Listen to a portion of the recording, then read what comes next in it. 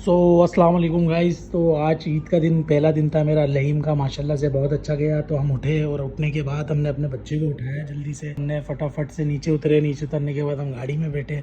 बैठने के बाद हम गए मस्जिद की तरफ। मस्जिद में बहुत सारा रश था और बहुत मज़ा आ रहा था हम लोगों को। सुबह का मौसम था, बहुत प्यारा मौसम था।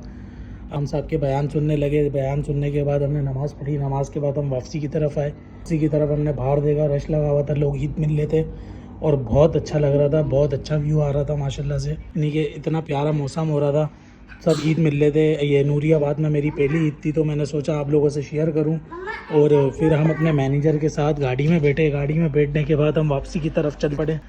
चलने के बाद हमने देखा फैक्ट्री के बाहर भाई पूरा था, लोग जा रहे थे, हमें देख रहे थे। अब हम लोग कॉलोनी की तरफ पहुंचे। अपनी कॉलोनी में पहुंचने के बाद हमने देखा कि हमसे डिसाइड नहीं हो पा रहा था कि भाई कसाई कौन काटेगा जानवर। कसाई हमें मिल नहीं रहा था। हम गेट पे खड़े होने के बाद डिसाइड करने में लगे हुए थे कि भाई कौन सा कसाई ढूंढे, क्या करें, हम खुद काटे या नहीं काटे। लेकिन हम तो है बरसाती, हमें तो आता नहीं है काटना। इस वजह से हम लोगों ने सोचा कि वेट करते हैं, कोई आएगा कॉलोनी में काटने के लिए तो हम उसी से अपना जानवर कटवाएंगे। तो फाइनली हमें एक बंदा मिल गया जो छुरी तेज कर रहा था यहाँ पे बैठ के। उससे हमने पूछा कि भाई आप हमारा जानवर गिरा सकते हैं? तो उन्होंने बोला कि भाई हम गिरा देंगे, लेकिन मुझे 2 जानवर गिराएंगे, उसके बाद आपका जानवर गिराएंगे। तो उससे हमने पैसों की बात करी, तो पैसे उसने हमें 4,000 रुपए बोले। जो हम लोग सोच में पड़ गए कि भाई ये 4,000 रुपए मांग रहा है और अकेला बंदा है, ये कोई भी इसके साथ नहीं था। बहरहाल हम लोगों ने उससे कोई बहस नहीं करी। हमने बोला चल भाई अभी टाइम तो बचाना है, हमें हमारे कपड़े भी खराब नहीं होंगे, खुद ही काट देगा जानवर। तो फाइनली ये जानवर गिराने में राजी हो गया। और फिर उसके बाद हमने उसको बोला कि भाई 1,000 रुपए और ले ले हमसे, लेकिन हमारा पहले काट दे। तो उसने पहले बात करी फोन पे जिसके जानवर गिराने थे, उसने बोला ठीक है, उसको राजी किया। राजी करने के बाद हमारा जानवर उसने गिराया। गिराने के बाद माशाल्लाह से उसको काट दिया। गिराने के बाद हमें ऐसा लगा कि यार ये तो बहुत प्रोफेशनल कसाई है। लेकिन थोड़ी देर बाद हमें पता लगा कि भाई ये तो अनाड़ी है, ये तो बरसाती है, इसको काटना भी नहीं आ रहा था जानवर, जिसकी वजह से हम लोग परेशान हो गए। हमने बोला इससे अच्छा तो हम ही गिरा देते। खैर बहरहाल उसने काटा जानवर। जानवर काटने के बाद उसने लटकाया। ऊपर लटकाने के बाद सामने एक बछड़ा गिर रहा था। बछड़े की वीडियो देखें, बछड़ा गिराया हम लोगों ने। कॉलोनी में ऐसा मातम छा गया था, एक के बाद एक गिरता जा रहा था बकरा, और इतना मजा आ रहा था कि आपको क्या ही बताएं। फिर उसके बाद हम इधर उधर घूमे। घूमने के बाद फिर हमने बोला चलो फैक्ट्री का विजिट किया जाए। फैक्ट्री में हम लोग गए तो हमारे जीएम साहब मिले हमें, सुमेर भाई से हम लोग मुलाकात हुई। सुमेर भाई बैठे हुए चिल डायरेक्शन दे रहे थे लोगों को और बहुत अच्छा काम करवा रहे थे। तो वहाँ पे हम उनसे मुलाकात की। मुलाकात करने के बाद हम थोड़ी देर वहाँ बैठे। वहाँ बैठने के बाद हमने देखा कि भाई फाइनली ये जानवर इन लोगों ने कटवा दिए। तो फाइनली हम लोग घर आए। घर आने के बाद हमने देखा कि हमारा बच्चा खेल रहा है, हमारे साथ आते ही चिपक गया। वो चिपकने के वीडियो को यहीं एंड करते हैं। आज का हमारा दिन ऐसा ही गुजरा है ईद का, माशाल्लाह से बहुत अच्छा गुजरा है। नूरियाबाद में तो अभी हम आए हैं। आने के बाद